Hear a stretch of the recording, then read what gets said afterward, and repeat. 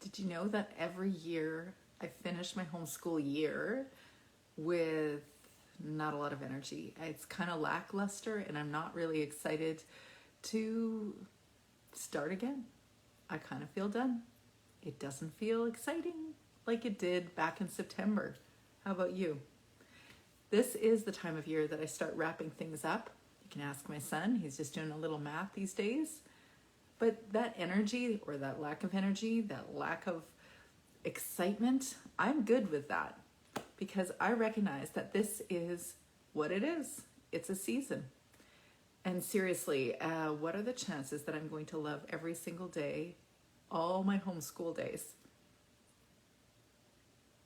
No, you neither. And when else would I experience homeschool fatigue?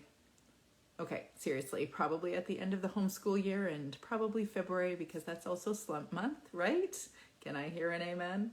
Or at least it is on this part of the world. And I would probably suggest that at the beginning of May, end of April, that's usually the time of year that I'm getting into that place of I don't really want to do this anymore. And usually probably a few more days because, we don't love doing what we're doing all the time. No one does.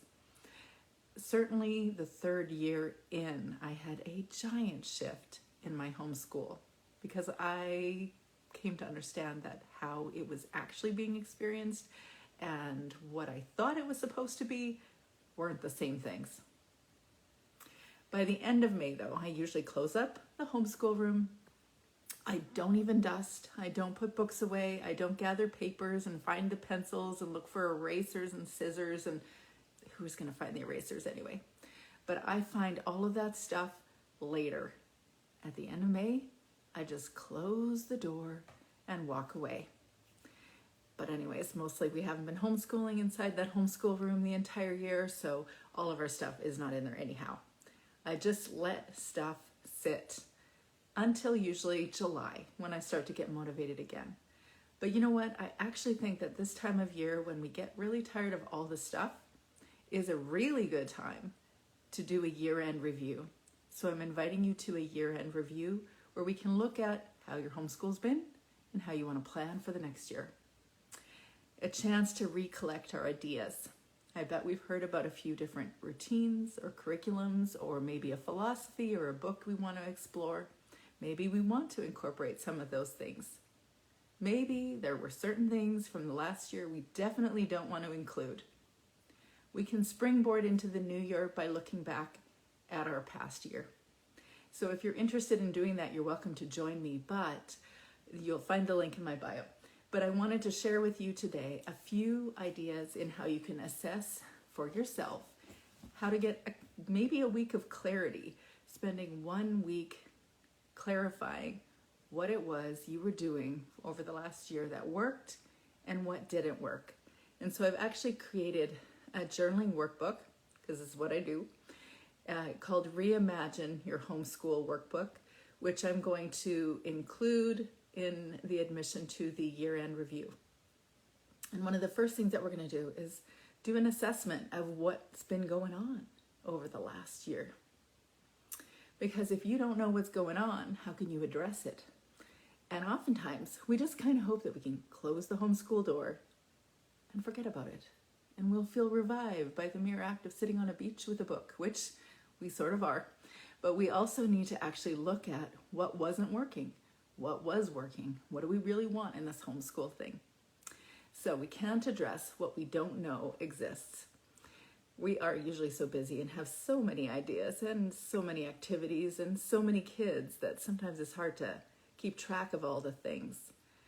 But I'm going to give you a few things that you can look at, a few questions that you can consider so you can assess your homeschool.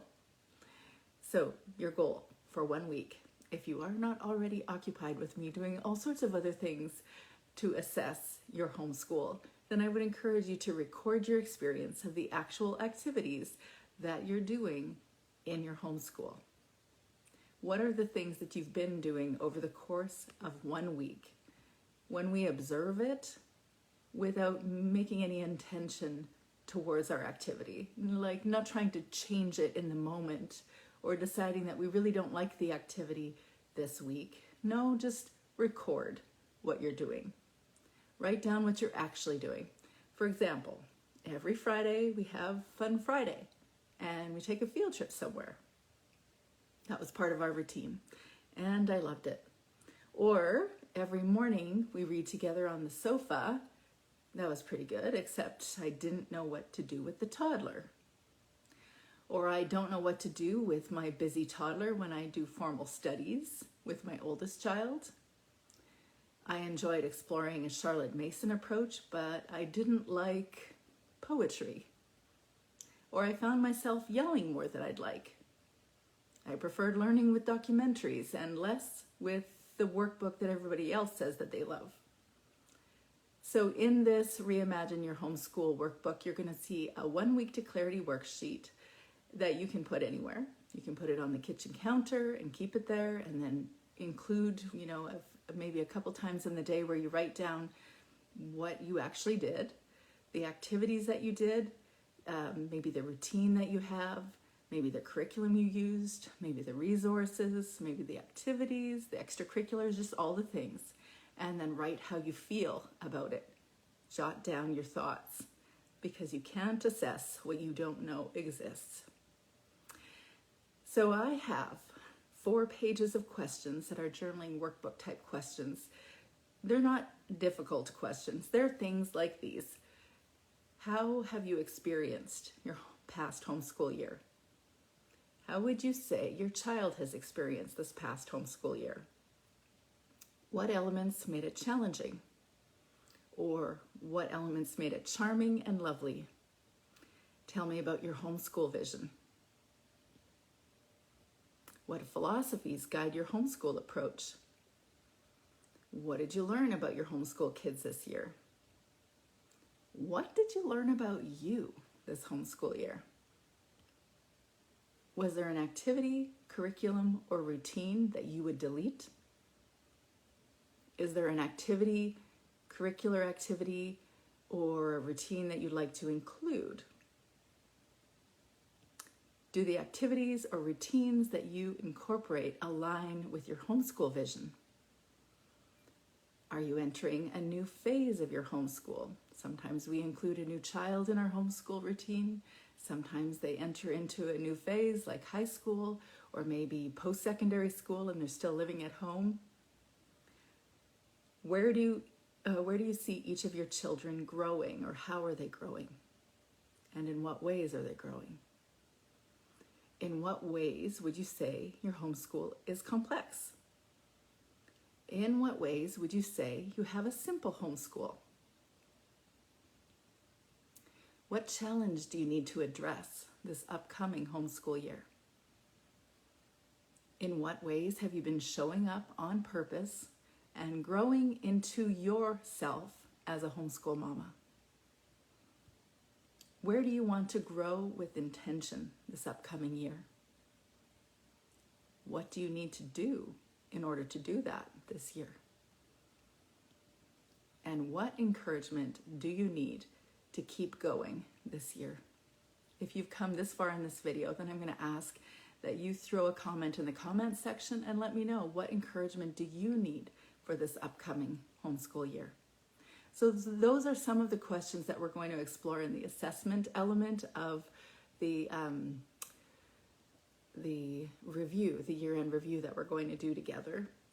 And that is the beginning, because we're going to talk about, in an hour and a half, we're going to spend time discussing your homeschool vision and what the actual experience was this last year and how it aligns with your vision.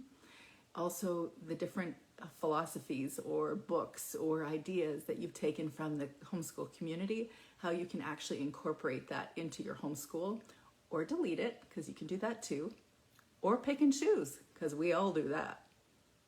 And also, we're definitely going to discuss the planning practicalities. So we're going to talk about real resources and curriculum and extracurriculars and activities and all the things that you may have heard about. And my specialty, we're going to talk about how you show up on purpose in your homeschool. All those different elements we're going to discuss in the year-end review, so you're invited. If you want to join the wait list, you can find the link in my bio, and I would love to hear from you. What do you need as an encouragement for your new homeschool year. We'll talk to you soon.